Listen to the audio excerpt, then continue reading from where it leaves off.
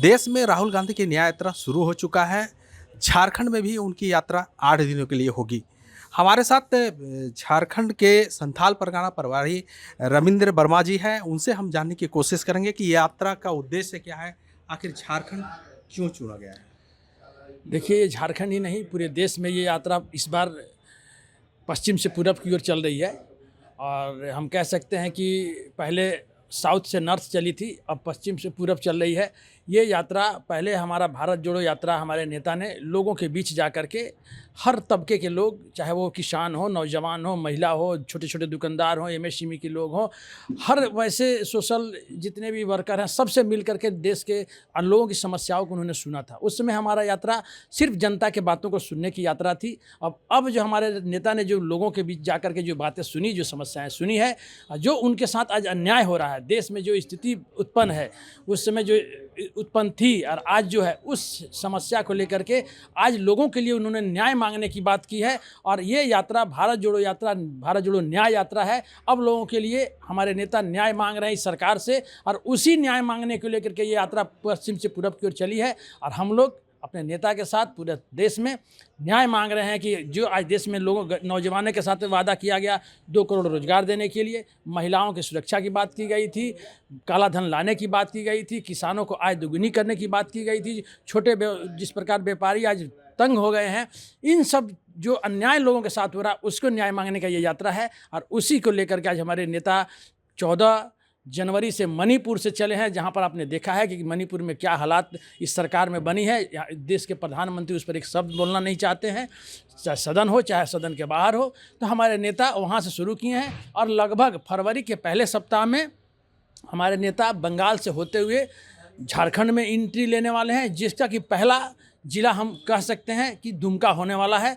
दुमका से वो एंट्री उनका होगा और इसके माध्यम से 8 दिनों तक झारखंड में ये यात्रा चलेगी। और जगह जगह यात्रा में लोगों की जो आज बात थी सुनेंगे और न्याय मांगने की यात्रा है। और भारत जोड़ो न्याय यात्रा पे चले हुए हैं हमारे नेता। न्याय की बात करते हैं तो जिस तरह राम मंदिर के यात्रा करने निकले साधुओं पर अटैक हुआ है, लेकिन अब तक जो है राहुल गांधी के एक शब्द मुंह से नहीं निकल पाया है। किस न्याय की आप बात करते हैं?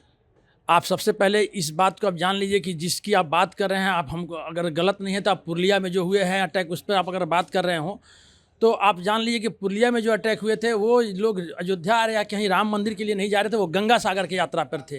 और वहाँ पे जो असामाजिक तत्वों के अगर ने कुछ किया है तो वहाँ की सरकार लगभग कई लोगों को वहाँ की सरकार ने गिरफ्तार किया है। और जो विधि सम्मत कानून है जो कहता है वो कार्रवाई उन पर होगी। ये सरकार में कोई भेदभाव की बात नहीं है, क्योंकि आप देखे हैं कि इस बीजेपी की सरकार में किस प्रकार राम मंदिर उड़ाने की जो बात आई थी, और जब जाँच हुआ जो पकड़े गए लोग वो उन्हीं के संगठन के लोग थे। और छद्म नाम रख करके लोगों को बदनाम करने के लिए जो देश में माहौल बनाने का काम किया था वो उजागर हो चुका है। इसलिए ये हमारी जो जहां पर भी जो गठबंधन या इंडिया गठबंधन की सरकार है वो विधि सम्मत कार्रवाई हो रही है और वहां पर लोग गिरफ्तार हुए हैं।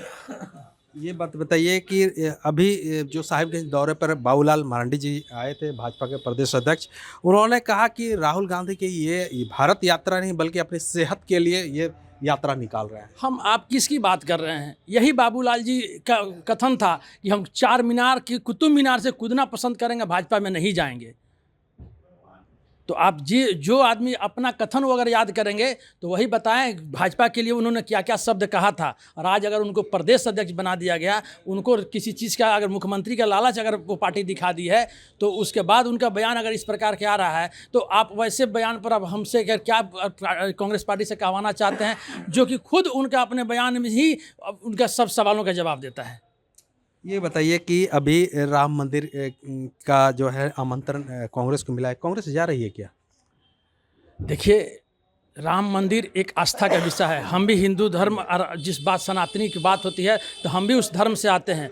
हमारे मन में भी राम के प्रति उतनी ही आस्था है। हमारे राम के विषय में मर्यादा पुरुषोत्तम राम कहा जाता है उनको। वो अपने मर्यादा के लिए आपने देखा कि वनवास तक उन्होंने काटा है। और आज जो सत्ता में बैठे हुए लोग हैं, अपने सत्ता के लिए वो राम के नाम को भी बेचने में पीछे नहीं हट रहे हैं, क्योंकि जगत गुरु शंकराचार्य जो धर्म का प्रचार प्रसार कैसे हो, हमारा धर्म कैसे आगे बढ़े, धर्म संबद्ध शास्त्र संबद्ध जो कार्रवाई वो कैसे हो, ये हमारे जगत गुरु शंकराचार्य की जिम्मे है। और वो चारों शंकराचार्य इस राम मंदिर के उद्घाटन के क्या क्या कह रहे हैं वो आपके भी सामने है। ये अलग बात है कि आज मीडिया उस चीज़ को किस रूप में ले रही है, कैसे दिखा रही है, उस पर हम नहीं जाएंगे। लेकिन मैं ये कहना चाहता हूँ कि चूंकि ये ऐतिहासिक दिन होगा, राम मंदिर जो 14 साल वनवास के बाद जो है कहीं ना कहीं आज राम मंदिर स्थापित होने जा रहा है, क्या कांग्रेस अध्यक्ष या फिर राहुल गांधी जा रहे हैं क्या? नहीं जा रहे थे क्यों नहीं? अगर आप जब जानते हैं तो आपको मालूम भी ये भी है कि अगर रामलला के मंदिर के लिए चाहे ताला खोलने का काम अगर कोई किया था तो वो हमारे राजीव गांधी जी ने ही किया था, और उस समय ये लोग विरोध किए थे। और आज जिस प्रकार आस्था की बात है, आप कह रहे हैं कि ऐतिहासिक दिन है, तो इनके ऐतिहासिक दिन का धज्जी तो हमारे शंकराचार्य ने उड़ा दिया है। क्योंकि हमारे शास्त्र के अनुसार, शंकराचार्य का कहना है, ये कांग्रेस पार्टी है, मेरा कहना नहीं है, कि शास्त्र के अनुसार किसी भी अधूरा मंदिर का प्राण प्रतिष्ठा नहीं होना चाहिए, क्योंकि शंकराचार्य ने इसका विरोध किया है।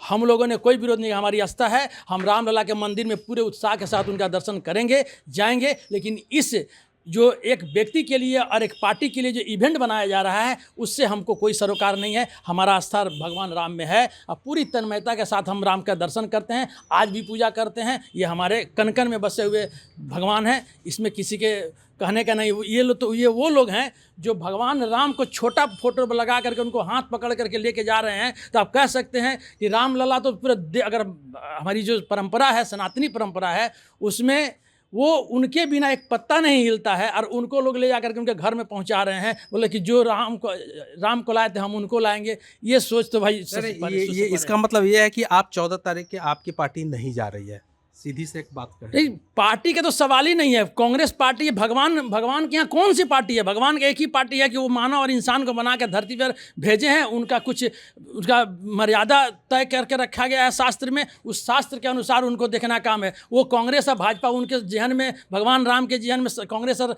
भाजपा नहीं है। ये तो यहाँ के वो लोग जो कांग्रेस उनके नाम पर जो राजनीति करते हैं, सत्ता तक जाते हैं, वो लोग उसको बनाए हैं राजनीति का मुद्दा। बाकी भगवान के नज़र में कुछ नहीं है। भगवान की स्थापना जो है कहीं ना कहीं एक राजनीतिक मुद्दा बन गया आपके हिसाब से? मेरे हिसाब से नहीं, ये जगत गुरु शंकराचार्य के हिसाब से है। आप उनके बयानों को आप देखिए। मेरे हिसाब से भगवान राम आस्था के विषय हैं, और हम लोग उनको अपनी पूरी आस्था के साथ अपने दिल में बसा कर रखते हैं। और हम लोग क्या कण कण में बसे हुए भगवान हैं, उसमें आस्था है। वो किसी को बताने की जरूरत नहीं है, ये दिखाने की जरूरत नहीं है, ये महसूस करने की। पूरा देश 22 तारीख को दिवाली के रूप में मनाया रहा है, क्या आप दिए जलाएंगे? दिए तो रोज़ हमारे घर में संध्या में, हमारी घर की ये लक्ष्मी का ये परंपरा है, हर सनातनी के घर का परंपरा है कि शाम के समय में जो संध्या बत्ती दिखाया जाता है, प्रतिदिन पूरे निष्ठा के साथ। और एक हम लोग अपने धर्म के अनुसार मेरा एक ही क्वेश्चन था कि क्या आप 22 तारीख को जो है पूरे देश जो दिया जलाएगा, क्या आप जलाएंगे? पूरा देश रोज दिया जलाता है। वो लोग दिया 22 तारीख को जला रहे हैं जो कभी भगवान को नहीं मानते हैं, वो लोग उस दिन दिया जलाएंगे। बाकी हम लोग सनातनी प्रतिदिन संध्या अपने घर में दिया जलाते हैं, और 365 दिन जलाते हैं। एक दिन ये लोग जलाएं जो उनके नाम पर सत्ता पाना चाहते हैं, या सत्ता का खेल करते हैं। चलिए, धर्म से हट के थोड़ा सा राजनीतिक बात कर लें। एक बात बताइए कि अभी झारखंड में जिस तरह ईडी और आईटी का जो खेल हो रहा है, लगातार कुछ ना कुछ निकल रहे हैं। कभी धीरज साहू के यहाँ पैसा निकल रहा है, कभी और कहीं से। किस तरह देख रहे हैं आप इसको? देखिए, हमको देखने का जहाँ तक बात आप पूछ रहे हैं, तो सबसे पहले हम इतना ही कहना चाहेंगे कि ये ईडी चाहे सीबीआई हो, चाहे इलेक्शन कमीशन हो, चाहे इनकम टैक्स हो, सारी एक स्वतंत्र संस्थाएं हैं। ये आज से सत्ता देश में नहीं है, इसकी स्थापना पूर्व में ही लोगों ने किया था, और इनका काम अपने विधि सम्मत करने का और करते भी हैं। लेकिन आज देखा गया है कि जितने भी केस इस सरकार के आने के बाद जितने भी ईडी के द्वारा मामलाएं दर्ज हुए हैं, उसमें लगभग 96% मामला विपक्षी नेताओं पे है।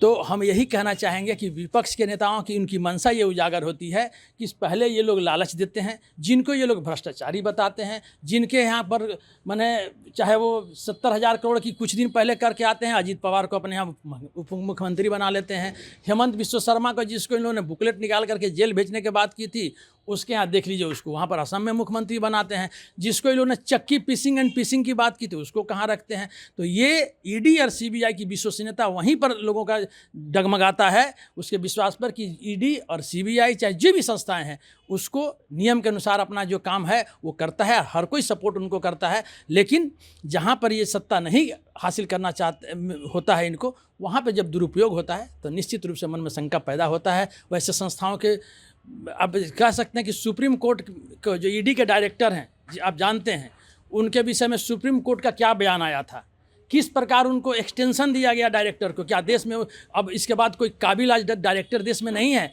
जो कि जिनको डायरेक्टर बनाया जा सके ईडी का, जिनको कि ये सरकार आगे एक्सटेंशन पर एक्सटेंशन दे रही है रिटायरमेंट के बाद भी।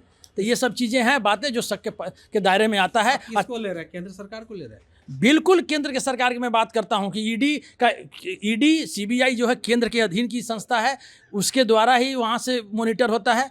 तो इसलिए आज की जो स्थिति है, जहां सरकार नहीं बना सकते हैं वहां उसको तोड़िए मरोड़िए डराइए धमकाइए। जब हमारे यहाँ आ जाता है तो वॉशिंग मशीन एक एड आया था निरमा का, आप उस एड को देख लीजिए, वैसे ही मशीन आज भाजपा के पास में है। आज जो भ्रष्टाचारी जिसको कहते हैं कल उनके पार्टी में चला जाता है।